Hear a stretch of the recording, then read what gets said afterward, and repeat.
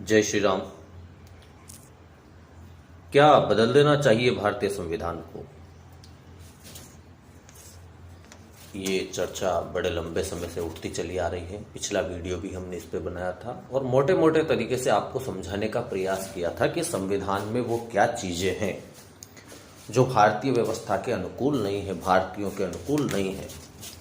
केवल आपको ये समझाने का प्रयास पहले वीडियो में था कि भारतीय संविधान जो है वो भारतीय लोगों, भारतीयता और भारत, इन तीनों के लिए नहीं बना है।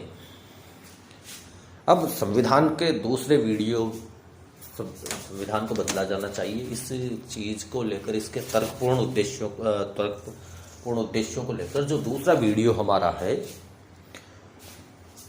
उस वीडियो में मैं आपको थोड़ा सा समझाने का प्रयास करूंगा शॉर्ट में। निरंतर इस पर और भी वीडियो आएंगे ताकि आप लोग बेहतर तरीके से समझ सके कि क्यों संविधान में अब बड़े पैमाने पर संशोधन की आवश्यकता पड़ रही है।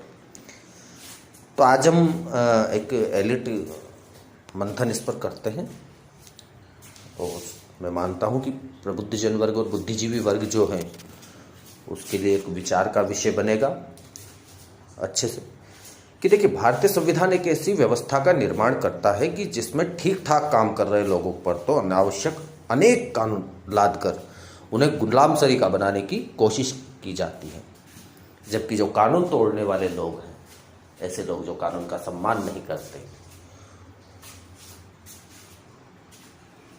उनके लिए ये संविधान उच्च मानवाधिकारों का संदेश देता है और दाएं बाएं कहीं न कहीं वो बचकर निकल जाते हैं।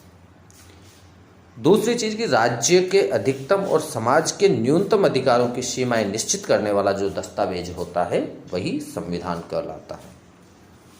ये कानूनी भाषा में जिसे संविधान कहते हैं कि साहब राज्य के मैक्सिमम और समाज के न्यूनतम अधिकारों की जो सीमाएं निश्चित करेगा वही संविधान है। संविधान क्या होता है? ये राज्य और समाज, इन दोनों के बीच एक द्विपक्षीय समझौता होता है जिस पर समाज और राज्य दोनों की व्यवस्थाएं संतुलित होकर चलती हैं।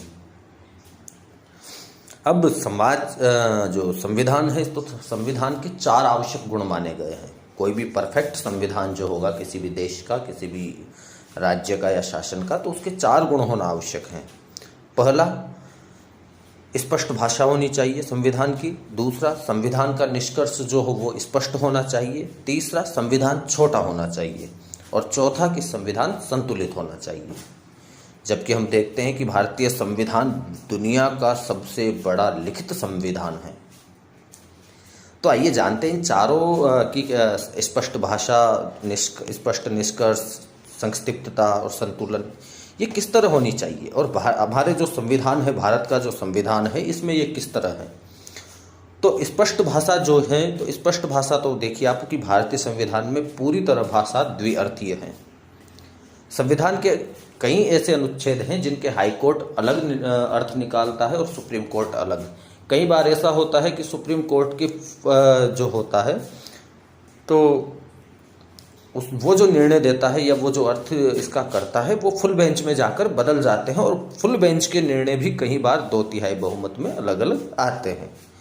और संदेह होता है कि यदि सुप्रीम कोर्ट के ऊपर, फुल बेंच के ऊपर भी कोई और कोर्ट होता तो वहां भी संविधान का जो भाषा है वो फिर बदल जाती, फिर इसका अनुवाद बदल जाता। तो संविधान मूलतः जिस तरीके से बनाया गया है ये पूरी तरह अस्पष्ट है। इसकी भाषा जो है वो अस्पष्ट है, लोगों को आसानी से समझ में नहीं आती है। और ये कोई एक जगह नहीं है, एक आध 2 जगह हो तो हम मान ले कि चलिए हो जाता है, अपवाद है। लेकिन भाषा की जो अस्पष्टता है वो जगह जगह दिखाई देती है, और जगह जगह अगर भाषा की अस्पष्टता दिखाई दे तो इससे संविधान का दोष माना जाएगा। संविधान के इस दोष के कारण किसी निष्कर्ष पर पहुंचने की अपेक्षा क्या होता है, हमेशा अनावश्यक तर्क कुतर्क की प्रवृत्ति जो होती है उसको प्रोत्साहन मिलता है। दूसरा, स्पष्ट निष्कर्ष नहीं है। कैसे कि साहब जरूरी है कि संविधान का संदेश बिल्कुल साफ हो, बिल्कुल सीधा क्लियर संविधान का संदेश होना चाहिए। और संविधान बनाने वाले के जो निष्कर्ष हैं और उनके जो संकेत हैं वो भी बिल्कुल साफ होने चाहिए कि वो क्या कहना चाहते हैं और संविधान क्या कहना चाहता है। लेकिन भारतीय संविधान में क्या है कि कई धाराएं ऐसी हैं जो एक दूसरे को काटती हैं। कई धाराएं ऐसी हैं जिनमें किंतु लगाने के बाद धारा का अर्थ ही बदल जाता है। जैसे उदाहरण के तौर पर एक देता हूं कि एक प्रमुख धारा है भारतीय संविधान की, तो उसमें लिखा गया है कि भारत में किसी भी व्यक्ति के साथ धर्म, जाति, भाषा या लिंग के आधार पर कोई भेदभाव नहीं होगा। कोई भी व्यक्ति हो, भाषा के आधार पर, क्षेत्र के आधार पर, जाति के आधार पर या लिंग के आधार पर कोई भेदभाव नहीं होगा तो नहीं होगा, ये अर्थ। अब इसका अर्थ व्यक्ति यही निकालेगा कि साहब किसी के साथ भेदभाव नहीं होगा, चाहे किसी भी पुरुष हो, स्त्री हो या किसी भी धर्म का हो, जाति का हो, समुदाय का हो। लेकिन इसी धारा में किंतु लगाकर क्या किया, देखिए खेल क्या करते हैं ये। इसी धारा में किंतु लगाकर पूरे अर्थ को बदल दिया और उसके अनुसार महिलाओं, अल्पसंख्यकों, पिछड़ों, बच्चों के लिए विशेष कानून बनाए जा सकते हैं। एकमात्र किंतु लगाने से पूरी धारा का अर्थ बदल गया है। उसका निष्कर्ष जो है वो स्पष्ट जो था वह अस्पष्ट हो चुका है। भाषा का सामान्य सिद्धांत क्या होता है कि अपवाद का प्रभाव मुख्य विचार 1 या 2% हो सकता है।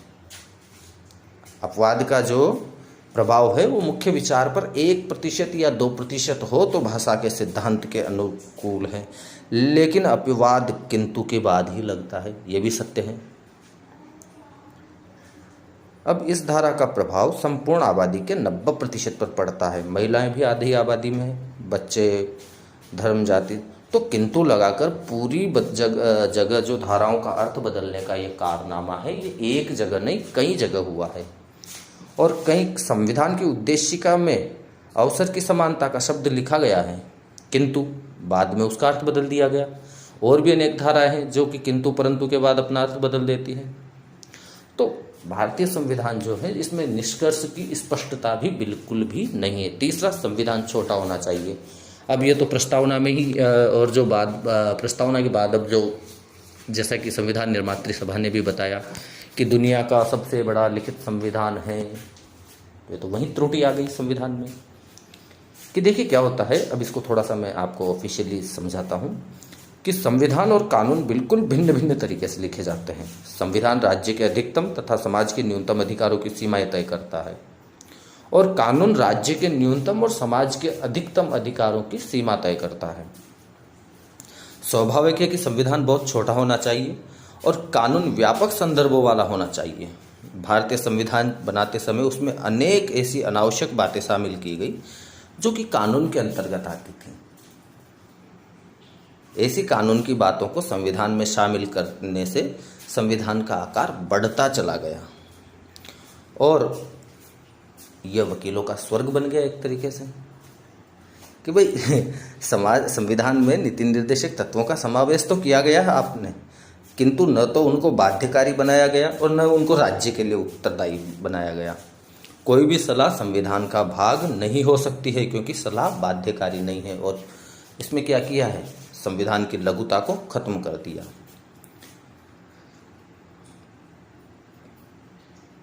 कई सारी धाराएं ऐसी हैं जिन्होंने समाज को लाभ कम और नुकसान ज़्यादा दिया है। कई धाराओं ने राज्य और समाज के हर मामले में हस्तक्षेप करके अनिगमित लूप होल छोड़े हैं। दूसरा, राज्य को जनहित की मनमानी व्याख्या का अधिकार दे दिया। तीसरा, अब इसका जनहित में मनमानी का अधिकार कैसे कि जब राज्य जब चाहे साहब कि जनहित का मामला है सरकार शराब बंद कर दे, और जब चाहे कि जनहित का मामला है चालू कर दो, जब चाहे विवाह की उम्र घटा दो, जब चाहे बढ़ा। तो ऐसी बहुत सारी चीज़ें हैं जो जनहित का जो अधिकार है तो उसको इसकी मनमानी व्याख्या। तो ये सारी सब चीज़ें कैसे हुई कि राज्य या देश कुछ भी बढ़ा या घटा सकता है क्योंकि वो उसके परिणामों के प्रति उत्तरदायी, जो उसके परिणामों के उत्तरदायित्व हैं उनके प्रति वो निश्चिंत हैं। संविधान बड़ा बनाने के चक्कर में केवल अनावश्यक बातों को शामिल करते हुए इसका आकार बढ़ाया गया है, जबकि संविधान होना ये चाहिए कि बिल्कुल सुस्पष्ट हो, शीघ्र निष्कर्ष पर पहुंचने वाला हो और बिल्कुल छोटा हो। दूसरा, संतुलित हो कि देखिए समाज और राज्य एक दूसरे के पूरक होते हैं और नियंत्रक भी होते हैं। समाज राज्य का नियंत्रण करता है और राज्य समाज का, और यही दोहरी भूमिका ठीक ठाक संचालित होती रहे, ऐसी भूमिका संविधान की होती है जो दोनों के बीच में होता है। पूरक दोनों का कर्तव्य होता है और नियंत्रण अधिकार भी। व्यवस्था राज्य की परिभाषा में न्यायपालिका, विधायिका और कार्यपालिका का समन्वय स्वरूप होता है, न कि विधायिका का अकेले का। ऐसी समन्वय व्यवस्था भी नियम कानून से ही चल सकती है जिस पर कानून का नियंत्रण होता है। अब कानून पर सरकार का नियंत्रण होता है, सरकार पर संसद का, संसद पर संविधान का। स्पष्ट है कि व्यवस्था के सुचारू संचालन का दायित्व केवल और केवल संविधान का होता है। अगर तानाशाही शासन होती तो वो उसमें तानाशाही संविधान होता, लेकिन लोकतांत्रिक देश हैं तो लोकतंत्र में संविधान का ही शासन होगा। तानाशाही में तो जो तानाशाह है उसका अपना संविधान होता है, लोकतंत्र में जो संविधान होता है उसी का शासन होता है। कानून, सरकार, संसद, संविधान की आवश्यकता उन व्यक्तियों या इकाइयों पर अंकुश के लिए नहीं होती जो स्वयं अनुशासित हैं। इन सब की आवश्यकता सिर्फ ऐसी इकाइयों के अंकुश के लिए है जो नियम कानूनों के विपरीत जाकर आचरण करते हैं। संविधान की सफलता असफलता एक प्रमुख कसौटी है कि वो किस सीमा तक ऐसी उद्दंडता को रोकने के में समर्थ हैं। संविधान के संतुलन की एकमात्र कसौटी यही मानी जाती है कि वो इतना कड़ा हो कि वह न तो इतना कड़ा हो कि समाज स्वयं को राज्य का गुलाम समझने लग जाए, और न इतना लचीला हो कि हर एक व्यक्ति संपदा, कानून, हर एक चीज को, राज्य को अपने बाप का माल समझने लग जाए। तो दोनों चीजें होनी चाहिए कि न तो संविधान इतना कठोर हो कि लोग ये समझे कि हमें गुलाम बना लिया गया है, और न इतना लचीला होना चाहिए कि गाहे बगाहे जो उद्दंड आपराधिक प्रवृत्ति के लोग जो कानून तोड़ना पसंद करते हैं उनको एक बहुत अच्छी सुविधा महसूस हो और वो और ज़्यादा अनियंत्रित हो जाए। तो भारतीय संविधान जो है इन दोनों स्थितियों से हटकर एक तीसरी स्थिति में है, जो ठीक ठाक काम कर रहे लोगों पर तो अनेक आवश्यक कानून लाद कर उन्हें गुलाम सरीका बना कर रखने की कोशिश करता है, जबकि जो कानून तोड़ने वाले अपराधी हैं उनको उच्च मानवाधिकारों का संदेश देता है कि वह आसानी से न पकड़े जाते हैं, न ही सजा पा पाते हैं। आज भी आप देखते हैं कि संविधान है हमारे देश में, संवैधानिक व्यवस्था है। एक चर्चा चूंकि खत्म कर देते हैं, लेकिन एक छोटी सी बीच में बात, काफ़ी बार आप लोग सुनते हैं कि बलात्कार के केस होते हैं, छोटी मासूम बच्चियों के साथ रेप के केस सामने आते हैं, अनेकों माता बहनों और महिलाओं के साथ अनेकों जघन्य अपराध सामने। हमारी पुलिस बहुत बेहतर कार्य करती है कि वो समय पर चालान पेश करती है, न्यायपालिका समय पर सुनवाई करती है, सारा सब करती है, लेकिन कानून के लूपहोल का सहारा लेकर फांसी की सजा प्राप्त होने के बाद भी व्यक्ति फांसी पर लटकने के लिए सालों बैठा रहता है। वो कानून के छोटे छोटे लूपहोल से खेलता रहता है, और जिसे आज फांसी की सजा सुना दी गई, अगले 10 साल 15 साल तक उसे फांसी पर नहीं लटकाया जाता। कई केस में हमने देखा है, या अंततः तो उसे सजा को कम करके अंतिम सांस तक जेल में रहना या कुछ ऐसा कर दिया। तो ये दोष कहाँ पर है? ये दोष हमारे संविधान में। यदि हमारा संविधान इतना कठोर हो कि यदि किसी बच्ची के साथ, किसी महिला के साथ, किसी बहन के साथ कोई अत्याचार हो रहा है, कोई जबरन बलात्कार हो रहा है, तो उस स्थिति में वो तुरंत एक तय समय सीमा के अंदर एक कठोर से कठोर दंड, चाहे वो मृत्युदंड हो, दिलाकर न्याय देने का कार्य करें। तो ऐसा स्थितियां, ऐसे कानून की हमें आवश्यकता है और जरूरत है। तो भारतीय संविधान में बड़े व्यापक स्तर पर हमें बदलाव की आवश्यकता महसूस हो रही है।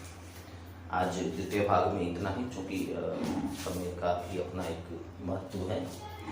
अगले भाग में मैं आपको और बेहतर तरीके से कुछ और नए विषयों की ओर, इसी विषय में नए विषय प्रकट करते हुए कि क्या आवश्यकता है कि भारतीय संविधान को बदला जाना चाहिए, जल्द ही आपके बीच में लेकर आऊँगा। इसी के साथ आप सभी से प्रेम पूर्वक जय श्री राम, जय भारत, वंदे मातरम।